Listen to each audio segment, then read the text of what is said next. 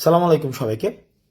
আপনারা যারা সমন্বয়ক এবং সহ সমন্বয়ক রয়েছেন, যারা এই গণ অভ্যুত্থানে আহত হয়েছেন, গণ অভ্যুত্থানে যারা আমাদের অনেক ভাই আহত হয়েছেন, গুরুতর আহত হয়েছেন, আপনারা তাদেরকে বিভিন্ন সরকারি হসপিটাল এবং বিভিন্ন প্রাইভেট হসপিটালে দেখতে যাচ্ছেন এবং বিষয়টিকে আমরা অত্যন্ত ইতিবাচকভাবে দেখি যে আমরা সবার পাশে দাঁড়ানো উচিত। কিন্তু আপনারা জানেন যে স্বাস্থ্য মন্ত্রণালয় থেকে ইতিমধ্যে যারা আহত হয়েছে তাদের জন্য ডেডিকেটেড স্পেশাল ইউনিট করে দেওয়া হয়েছে।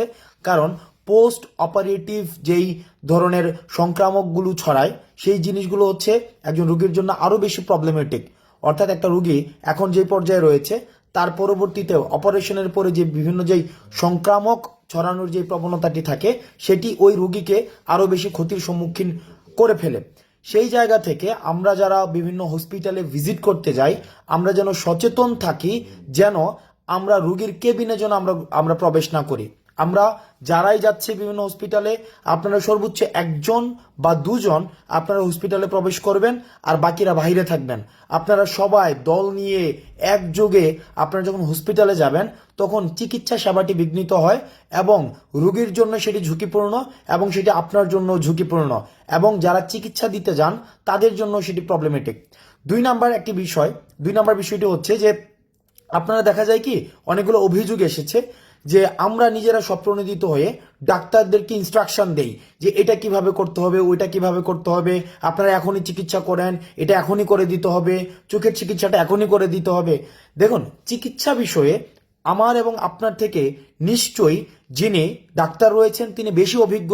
সুতরাং আপনারা স্বপ্রণোদিত হয়ে কোনো ডাক্তারকে ফোর্সফুলি কোনো ধরনের ট্রিটমেন্ট করবেন না।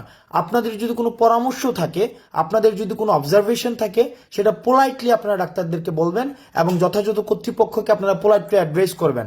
আপনারা যদি একদম স্বপ্রণোদিত হয়ে একটা দল নিয়ে কিছুক্ষণ পর পর একটা দল এখন গেল, একটা আবার 10 মিনিট পর আরেকটা টিম আসলো, আবার 2 ঘন্টা পর আরেকটা টিম হসপিটাল ভিজিট করতে আসলো এবং প্রত্যেকেই যদি ডাক্তারকে ইনস্ট্রাকশন দেওয়া শুরু করে তাহলে ডাক্তাররা চিকিৎসাটা করবে কখন?